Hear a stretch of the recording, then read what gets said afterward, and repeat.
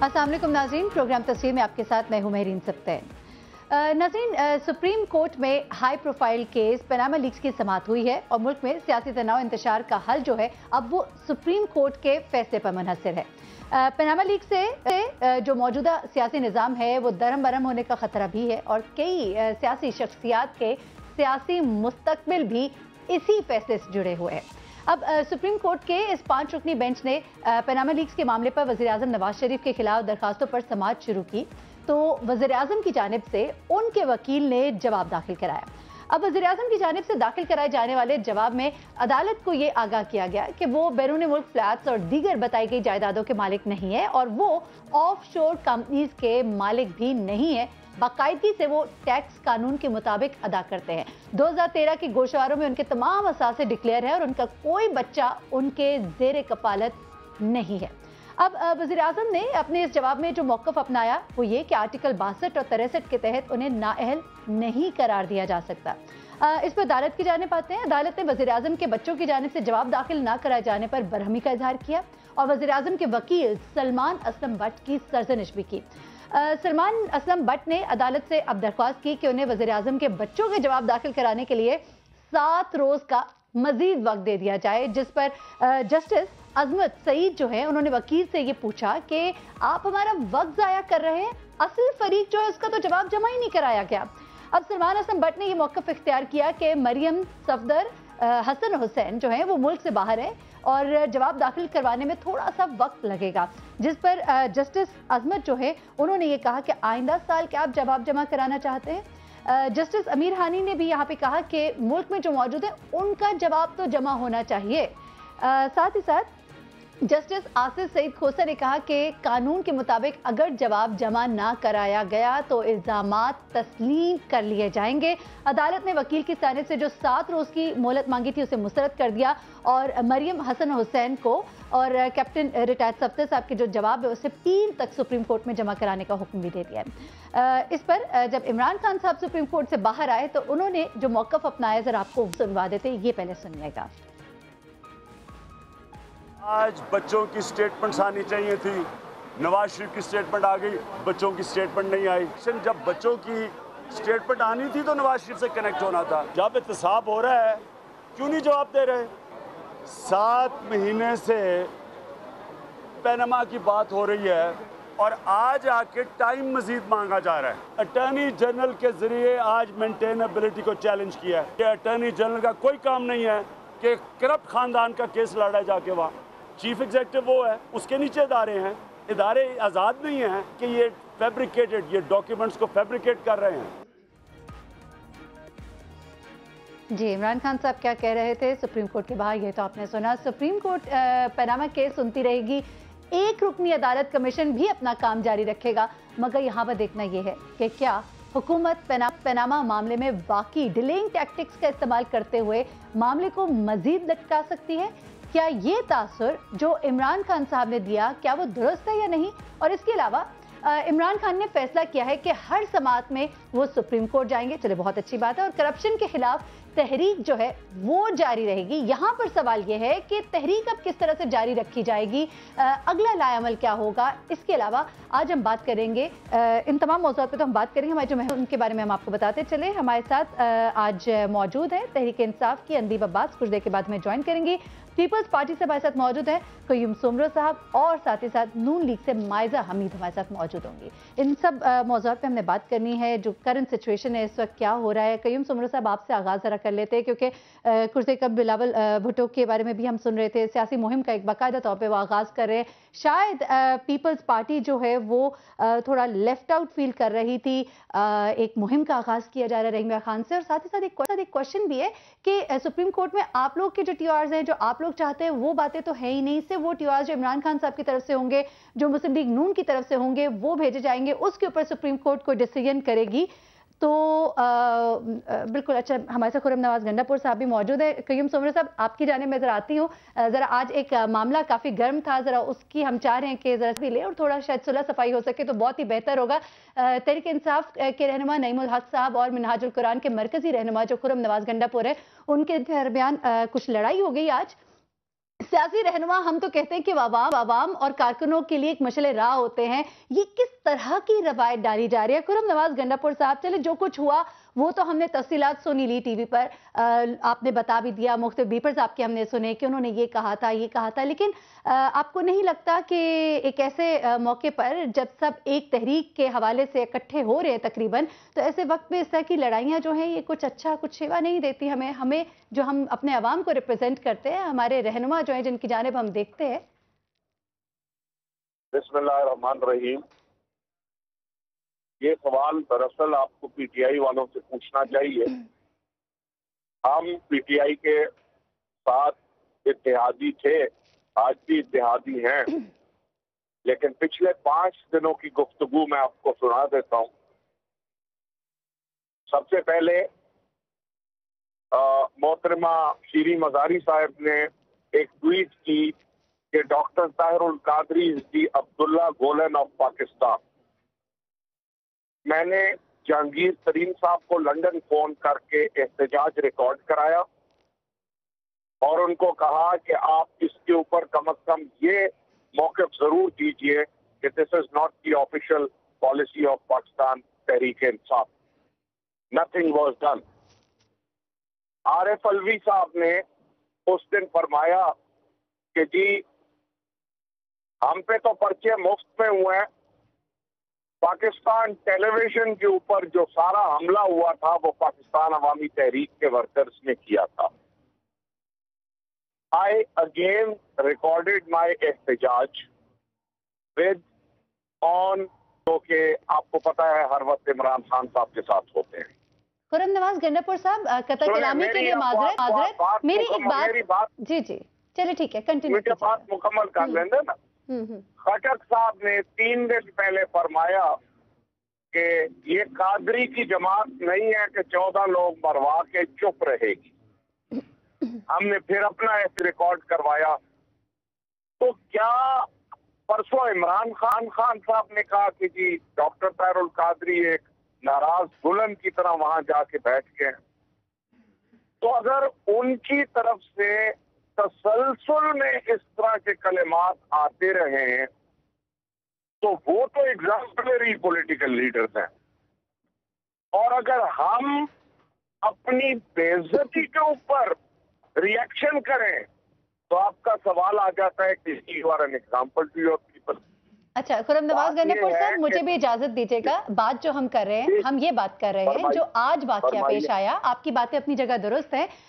दो पार्टीज के दरमियान जिस तरह के डायलॉग्स जो है वो एक्सचेंज होते रहे, वो भी हम देखते रहे, दिखाते रहे, चले वो तो गुज़िश्ता बातें हैं। एक मौके पर इमरान खान साहब ने ताहिरुल कादरी साहब से माफ़ी भी मांगी, उन्हें मनाने की कोशिश भी की गई, वो सब बातें अपनी जगह पर है। लेकिन हम आज के वाकये की बात कर रहे हैं जहाँ पर हम जो देख रहे थे मनाजिर, उसमें जब उन्होंने कहा कि हमारे जो है इमरान खान साहब वो आ रहे हैं, वो बात करना चाह रहे हैं, आपसे थोड़ा सा रास्ता शायद मांगा गया या जिस तरह भी, उसके बाद जो सुनाई दी बातें वो आपकी तरफ से बड़ी एग्रेसिव सी टोन थी, कुछ ऐसे जुमले थे जो टेलीविजन स्क्रीन पे फिर आवाज जो है बंद कर दी गई। हम उसकी बात कर रहे हैं कि वो बातें अपनी जगह है, सियासी जो एक दूसरे के साथ कलमात का वो जो एक्सचेंज होता है वो एक और चीज है, लेकिन इस तरह के जुमले और इस तरह से लड़ना एक दूसरे के साथ, जब आप लोगों ने शायद किसी मौके पर इकट्ठे भी हो जाना होगा और हो भी जाते हैं कई मौकों पर, यानी अगर वो हमारे शोहदा का मजाक उड़ाए तो वो बाकी जाके, तो ये आप कह रहे हैं ये उसका रिएक्शन था, आप ये कह रहे हैं ये उसका रिएक्शन था।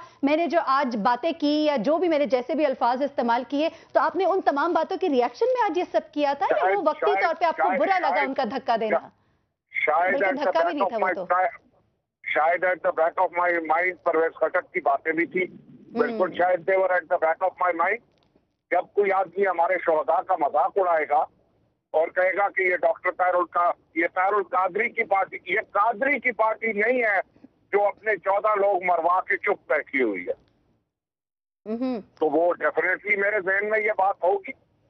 और मैं ज्यादा इस मामले को तूल नहीं देना चाहता। मैंने तो सिंपल बात कही है, खान साहब अगर समझते हैं कि वो अफाम तफहीम का रास्ता अपनाना चाहते हैं तो I think I am a much senior man than in the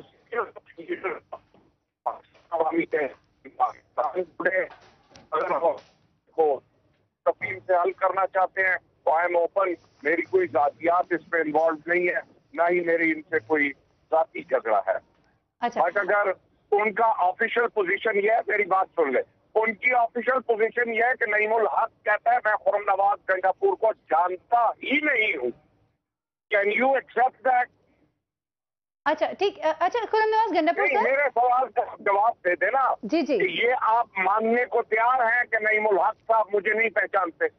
चलिए वो तो उनका और आपका मामला है। वो अगर कहते हैं नहीं पहचानते, गुस्से में उन्होंने भी कुछ जुमले, उनसे हमारी बात होती है। नहीं नहीं, उनसे हम पूछेंगे ना, उनसे हम पूछेंगे, उनको भी हम लाइन पर ले रहे हैं आगे। हाँ, फिर मैं आगे आपको इंटरव्यू देने के लिए। अच्छा चलिए ठीक है खुर्रम नवाज साहब, हम उनसे भी बात कर रहे हैं, हम उनको भी मिला रहे हैं, उनसे भी पूछेंगे कि उन्होंने जो बातें की, लेकिन सिर्फ एक बात का जवाब दे दें। बात पूछी है कि आप आज कहें कि मैं जो है वफाकी वजीर दिफा को नहीं जानती, तो फिर अल्लाह है।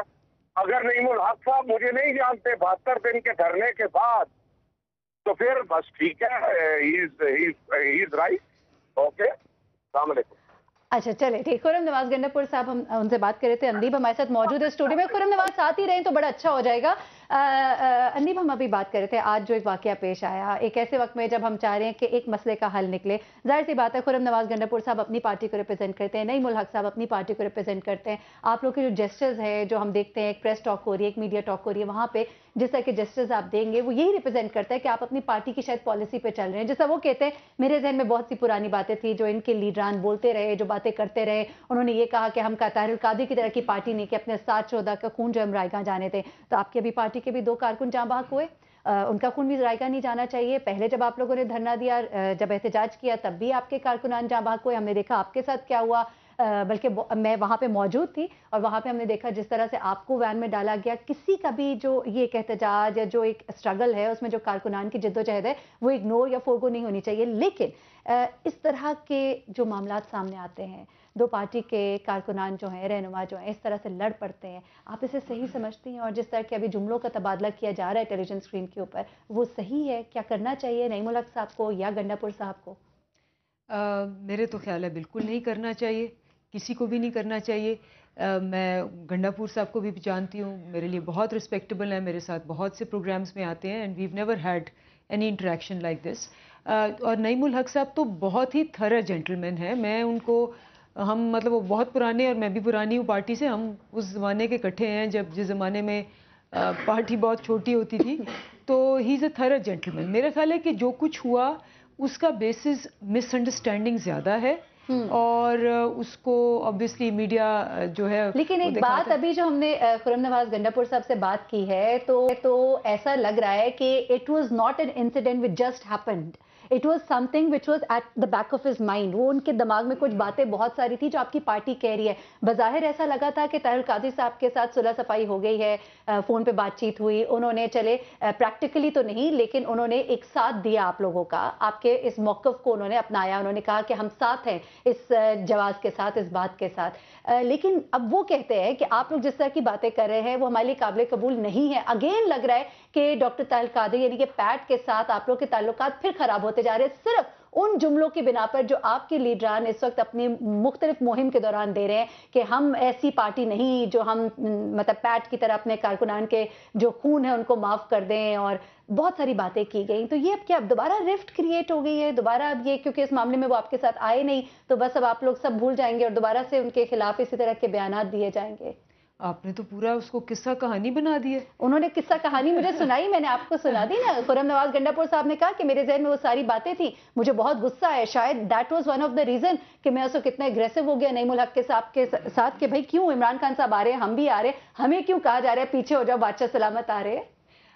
मेरा ख्याल है कि मैं उनके बारे में तो नहीं कह सकती उनके दिमाग में क्या था, लेकिन मैं अपने बारे में और अपनी पार्टी के बारे में ज़रूर कह सकती हूँ कि हमारे दिमाग में ऐसी कोई बात नहीं है। बातें तो आप लोगों ने की है, वो तो कह रहे। देखिए, हर बात को आप कोई भी कॉनोटेशन दे सकते हैं, और मैं सिर्फ ये कहूँगी कि मेरा ख्याल है कि बहुत ही रिस्पेक्टेबल दो लोग हैं।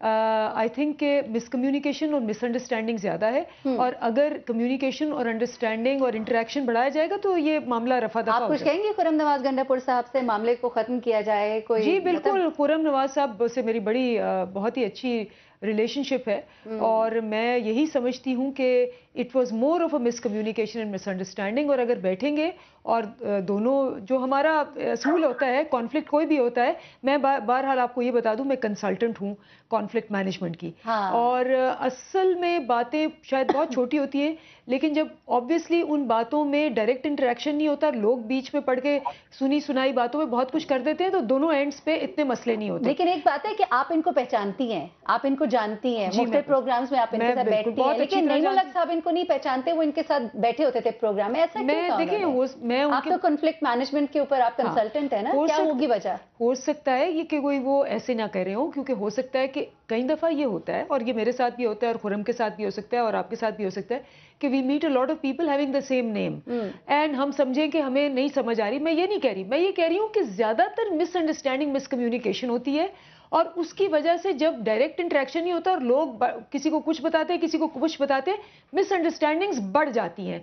मेरी दोनों के लिए यही सजेशन होगी कि जी अगर आप आपस में बीच में पढ़ के इसको सॉल्व कर लें, दोनों पार्टीज के लिए बेहतर है, because we had a very good relationship and we would like to continue with that. ठीक है, तलाल चौधरी साहब भी इस वक्त हमारे साथ मौजूद हैं। तलाल चौधरी साहब, हम उनकी तरफ तो आएंगे, यकीनन बहुत ही अहम मौजू है सुप्रीम कोर्ट में जो आज ये फैसला आया, लेकिन ब्रेक पे जाने से पहले जरा अपना भी मौक़िफ़ दे दीजिएगा। कहते हैं दुश्मन का दुश्मन दोस्त, आपके जो दो दुश्मन हैं आपस में अब उनके दरमियान कोई दुश्मनी सी हो गई है, क्या कहेंगे आज जो ये वाकया पेश आया बाहर सुप्रीम कोर्ट के उस पर?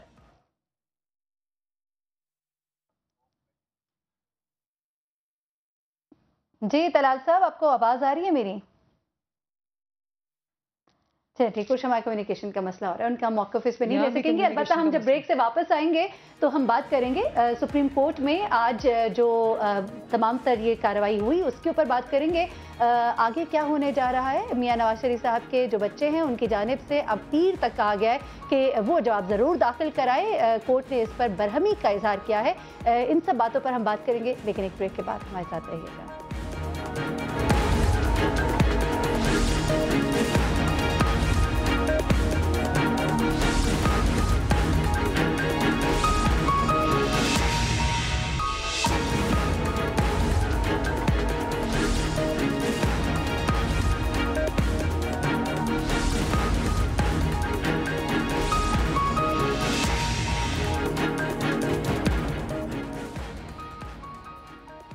वेलकम बैक नाजरीन। इस वक्त हमारे साथ पीपल्स पार्टी से कयूम सोमरो साहब मौजूद हैं, तहरीक इंसाफ से हमारे साथ अनलीब अब्बास मौजूद हैं और साथ ही साथ नून लीग से हमारे साथ तलाल चौधरी साहब मौजूद है। तलाल चौधरी साहब, आपसे आगाज़ करते हैं।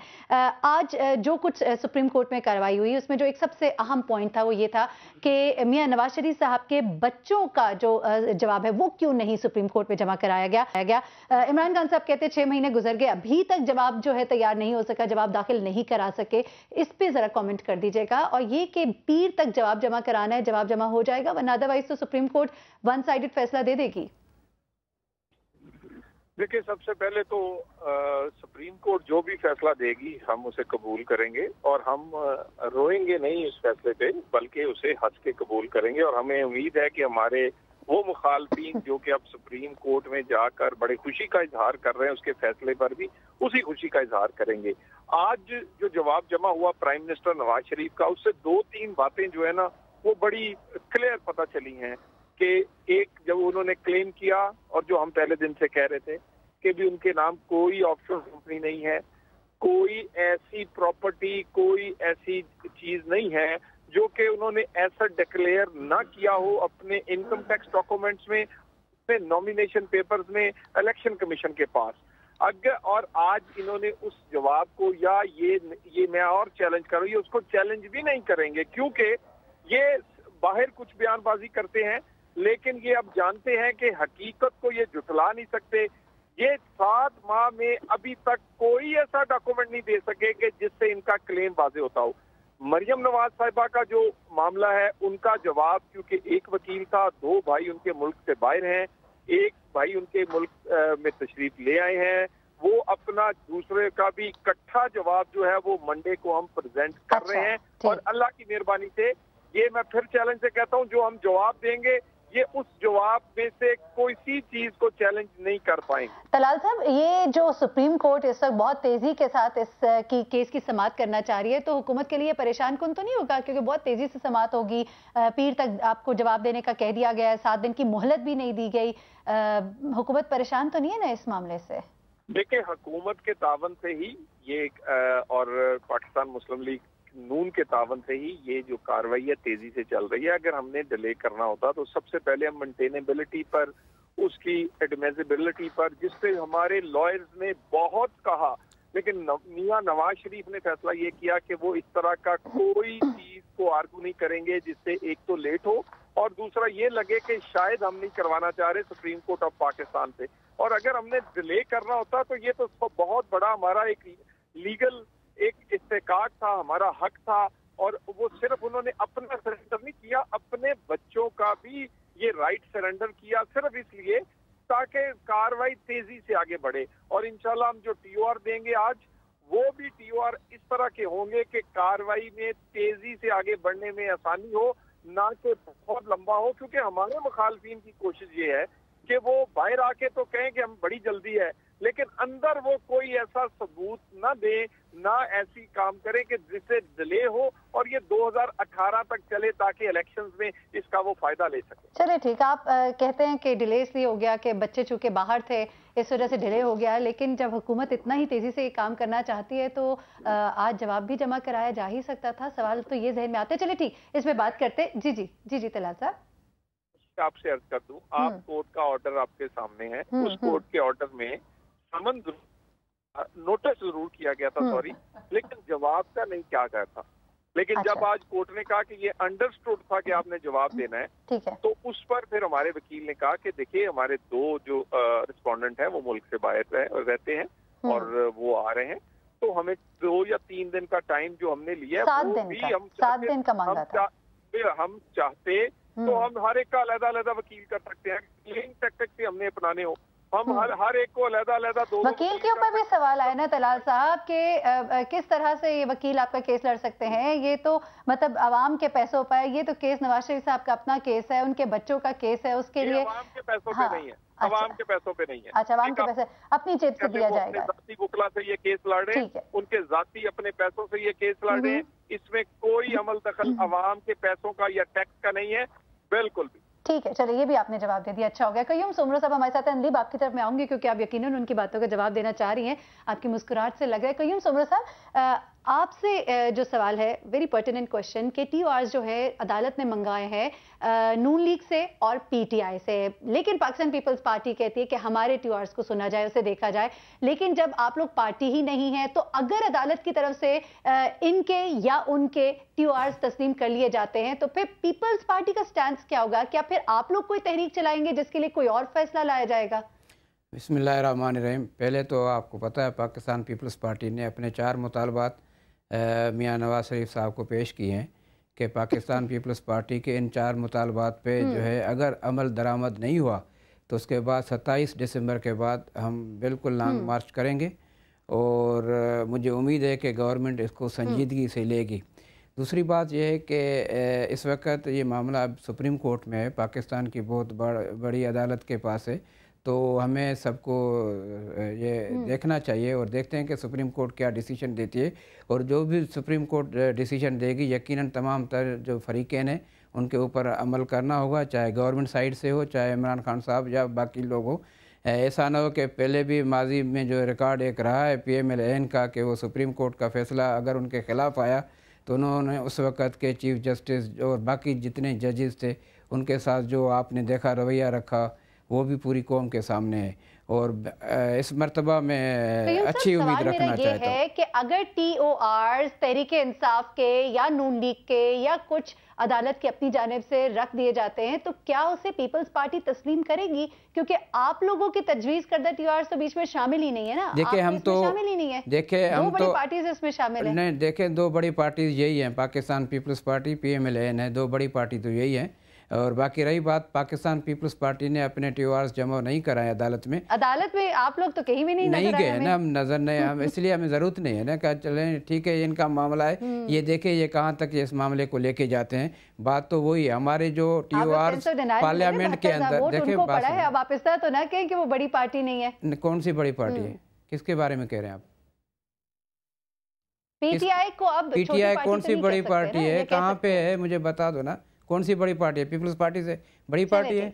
चलिए ठीक, नहीं मुझे बता देना इस तरह की बात। ये आपका अपना मौका है, ठीक है। पाकिस्तान पीपल्स पार्टी जो है अपना, मैं क्या जवाब दूंगी, ये तो आप लोग डिसाइड कर रहे हैं ना बैठकर, हम लोग तो वो बता रहे हैं जो हमें दिखाई देता है, हमें जो नजर आता है किस तरह बड़ी पार्टी है। क्या उसके MPs जो है प्रोविंसेस में ज्यादा है, MNAs ज्यादा है, किस तरह बड़ी पार्टी है? आप मुझे मयार तो बताएं किस तरह बड़ी पार्टी है, आप बताएं ना। पार्लियामेंट में जो है हमारा leader of opposition Pakistan Peoples Party का है, आप किस अंदाज में कह रहे हैं बड़ी पार्टी? पीपल्स पार्टी से इलेक्शंस में वोट उनको अब तो क्या वोट ज्यादा मिला, कहाँ ज्यादा मिला? 72 लाख वोट पड़ा है उनको, कहाँ से वोट ज्यादा पड़ा? वो इन हालात में पड़ा जिन हालात में पाकिस्तान पीपल्स पार्टी के लिए रास्ते रोके गए, वही उसी जनरल इलेक्शन की बात कर रहा हूँ कि आपको ये भी फिर याद रखना होगा कि जब पाकिस्तान पीपल्स पार्टी के लिए, ANP के लिए, मुत्तहिदा कौमी मूवमेंट के लिए ये ऐलानात किए जा रहे थे कि उनकी क़यादत को बाहर नहीं आना चाहिए, इलेक्शन में हम उनको हिस्सा लेने नहीं देंगे। हमारे यहाँ तो कारकुनों पे, वर्करों पे फायरिंग हो और उनकी शहादतें हों, बाकी लोग 6-6 महीने धरना दें, 4-4 महीना बैठे, उनसे तो कुछ नहीं होता। तो इस सिचुएशन में अगर आप कह रही हैं कि पीपल्स पार्टी की पोजीशन जो है PTI की ज़्यादा है, तो ये तो मैं नहीं मानूंगा, कोई दुनिया का दूसरा भी जो है तारीखदान नहीं मानेगा इस चीज़ को। अच्छा ठीक है, लेकिन आपने अनलीब, आप लोगों ने अपने सारे जो पार्टनर्स थे इस वक्त इतनी बड़ी जो आप लोग तहरीक चलाए थे, सबको लूज कर दिया लगता है। एक तरफ ताहिरुल कादी साहब की पार्टी भी अब आपसे नाराज है, खुर्रम नवाज गंडापुर साहब नाराज है, नईमुल हक और उनके दरमियान लड़ाई होगी है। दूसरी तरफ कयूम सुमरो साहब भी जो है वो बता रहे हैं कि कितनी स्ट्रॉन्ग पार्टी है पाकिस्तान पीपल्स पार्टी, और PTI जो है वो कितने पीछे है। और फिर वो आप लोग की जो खामियां उनको मेंशन करें, किस आप सुप्रीम कोर्ट के आए हुए फैसलों की धज्जियां उड़ा देते हैं उनके बकौल, जब वो आपकी मर्जी के मुताबिक नहीं होते। एक तो ये कॉमेंट कर दे, कुछ जवाब आपने उनको भी देने होंगे, तलाल चौधरी साहब को, कुछ इनको भी। हमारा भी सवाल ले ले साथ में कि अब एक और तहरीक चलाने का इमरान खान साहब ने जो ऐलान कर दिया, उन्होंने कहा कि मैं हर पेशी में हम आएंगे, मैं आऊंगा, मैं खुद आऊंगा और हम अब एक और नई तहरीक चलाएंगे, तहरीक हमारी अब चलती रहेगी। तो किस तरह की अब वो तहरीक होगी, उसकी क्या शेप होगी, वो जरा डिफाइन कर दे। पहले तो तलाल चौधरी साहब के जो माशाल्लाह बयान है, सबसे पहली बात कि मैंने इलेक्शन कमीशन में, मैंने और डॉक्टर यास्मीन ने केस किया हुआ है 120 का, disqualification of the prime minister. आज 5 महीने हो गया उसको। सलमान असलम भट्ट साहब भी उनको रिप्रेजेंट कर रहे हैं। पहले तो वो हेयरिंग्स पे नहीं आए, तो ये कह रहे हैं हमने डिले नहीं किया। तो एक जो केस है उसमें तो मैं गवाह हूँ कि ये आए ही नहीं। वहाँ इनको कहा गया कि इफ़ यू नॉट इंटरेस्टेड तो बता दें, फिर हम यही जवाब कबूल कर लेते हैं। उसके बाद जो जवाब दिया वो एग्जैक्टली आज वही दिया है। और उसके अंदर भी ये कह रहे हैं जी हम भागे नहीं। 3 दफ़ा नवाज शरीफ ने कहा कि मैं पेश होऊंगा, और मेंटेनेबिलिटी का और जुरिस्डिक्शन का केस कर दिया इलेक्शन कमीशन में कि मैं नहीं पेश होऊंगा क्योंकि आपकी जुरिस्डिक्शन में नहीं है। तो वो तो सुप्रीम कोर्ट ने रिजेक्ट कर दिया। फैसला किया है, हमने सुना है जो फैसला किया गया है कि जुरिस्डिक्शन की बात नहीं की जाएगी, क्योंकि जुरिस्डिक्शन की बात नहीं करेंगे। सब वहाँ इलेक्शन कमीशन ने भी रिजेक्ट किया, यहाँ भी रिजेक्ट हुआ। तो सही बात बताए ना, क्योंकि मैं तो केस हैंडल कर रही हूँ नंबर 1। यानी कि वो कर ही नहीं सकते, बात ही नहीं कर सकते। जब आप कहते हैं जी मैं हर जगह आने को तैयार हूँ और आप हर जगह कह रहे हैं कि जी जुरिस्डिक्शन नहीं है, मैं नहीं आऊंगा, और असेंबली में आके और आप कहाँ पेश होंगे? आप जाती उम्रा में या बाकू में जाके या लंदन में जाके हाइड पार्क पे। तो पहली बात तो ये कि इनका झूठ पकड़ा गया, नंबर 1। अभी कहाँ है ये? मेरे ख्याल है फोन ऑफ करके चले गए, बिकॉज ये झूठ बोल के उसके बाद भाग जाते हैं। दूसरी बात, इन्होंने कहा कि जी उनके बच्चे जो हैं वो जवाब देंगे, और नवाज शरीफ की तो ऑफशोर कंपनियां ही नहीं है। ये देखें, ये मेरे पास डॉक्यूमेंट है, ये वो वाला डॉक्यूमेंट है, ये नीचे देखें सज्जाद शाह, ये जज का जो नवाज शरीफ साहब। माजरत हमें ब्रेक पे जाना है, अर्जेंट ब्रेक है, हम ब्रेक से वापस आते हैं, हम इस बात को यहीं से कंटिन्यू करेंगे। नाज़रीन हमारे साथ ही रहिएगा।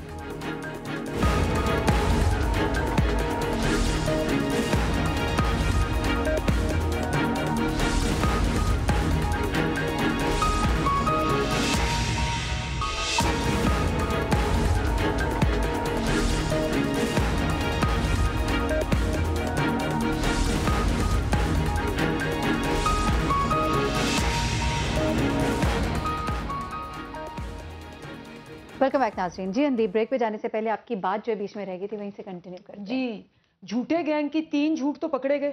चीफ जस्टिस ने पिछली हियरिंग पे भी कहा कि आपने क्यों जवाब में इंटरेस्टेड नहीं, तो हम खुद जवाब दे देंगे। इस दफा भी कहा कि इन्होंने कहा 1 हफ्ते में, तो उसने कहा परसों जवाब दो, मंडे को। तो ये डिले कौन कर रहा है? और इलेक्शन कमीशन में 6 महीने से ये आ ही नहीं रहे थे, इलेक्शन कमीशन में भी ये भाग रहे थे। दूसरी बात जो थी, झूठ बोला, ये देखें, वो कह रहे हैं जी उनकी ऑफशोर कंपनियां नहीं है, ये देखें डिपेंडेंट, और कहा है कि डिपेंडेंट नहीं है मरियम को इन्होंने यहां डिपेंडेंट डिक्लेयर किया 2011 में। इनके खुद कागजात इलेक्शन कमीशन ने हमें दिए, इलेक्शन कमीशन ने हमें कागजात दिए जिसमें नवाज शरीफ ने डिपेंडेंट डिक्लेयर किया है। ये भी झूठ का जवाब दे देते हैं। तीसरा झूठ, तीसरा झूठ, इदारों को ये प्रेशर डाल के इन कागजात को बदलने की कोशिश करें। एफबीआर को इंस्ट्रक्शंस आ गई हैं कि ये सारे कागजात बदल दो। 3 झूठ, झूठे गैंग की पकड़ी गई आज। तलाल चौधरी साहब, आपने बात सुनी अंदीप अब्बास की, क्या कहेंगे आप इस पर? चलिए मुझे जरा बता दीजिएगा, इनकी आवाज कट रही थी। अच्छा देखिए, एक तो ये कह रही है कि जो पहले इलेक्शन कमीशन में जवाब दाखिल कराए थे उसमें ये कहा गया था कि मरियम नवाज जो है वो मेरी डिपेंडेंट है। अब वो कह रहे हैं कि वो हमारी डिपेंडेंट नहीं है, यानी कि उस बात को डिसोन करे जिस बात को उन्होंने पहले ओन किया था।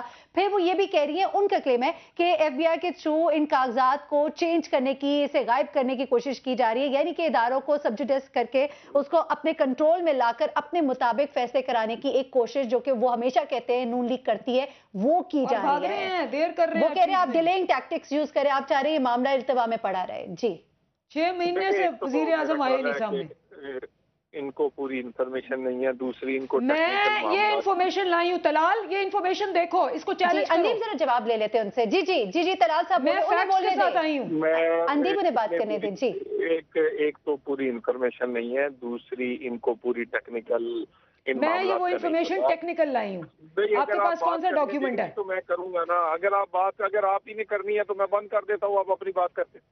जी तलाल साहब बोलिएगा। गुजारिश ये है, हमने सुप्रीम कोर्ट में देखी ये बयाने हल्फी है, अगर ये इसको गलत साबित कर दे तो हम गलत साबित हो जाएंगे। इन्हें कहें कि चैलेंज करें इस बात को, इनके वकला नहीं करेंगे, क्योंकि ये सियासी बयानात और देते हैं, इन्हें टेक्निकलिटीज का नहीं पता।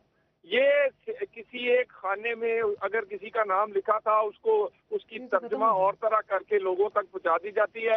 ये हमने यही इलेक्शन कमीशन में जवाब दिया है, सेम प्राइम मिनिस्टर की तरफ से यही इधर दे रहे हैं। और दूसरी बात, हम ये चैलेंज करें इसको सुप्रीम कोर्ट में, प्राइम मिनिस्टर के जवाब जो बयाने हल्फी है उसको चैलेंज करें। अगर हम गलत होंगे तो पता चल जाएगा। ये करेंगे नहीं चैलेंज, क्योंकि ये लोगों को बताते हैं और सूरत हाल कुछ और है। और ये जो मामला आप डिपेंडेंट और नॉन डिपेंडेंट वाला है, इस पे डिटेल जो आज प्रेस कॉन्फ्रेंस हमारी हुई है, ये लोगों को समझाने के लिए हुई है और ये बताने के लिए हुई है कि कई हमारे पॉलिटिकल लीडर जो अपने आप बनते हैं, वो दूसरे झूठ के साथ अदालत के मामलात में भी झूठ बोलते हैं बाहर आके, इसलिए हम कर रहे हैं। तो ये बात इनकी गलत है, उनने जो बयान हल्फी दिया वही ठीक है। अगर ये समझते हैं तो ये उसे चैलेंज करें। चलिए ठीक है। तलाल चौधरी साहब, आपका मौका पहुंचा, बहुत शुक्रिया आपका बहुत शुक्रिया। कयूम सोमर साहब, आपका बहुत शुक्रिया। नाज़रीन, प्रोग्राम का वक्त खत्म हुआ, मुझे मेरी फ्रेंड को इजाज़त दीजिएगा। इंशाल्लाह पीर से दोबारा हाजिर होंगे। अपनी दुआ में हमें भी याद रखिएगा। अल्लाह हाफ़िज़।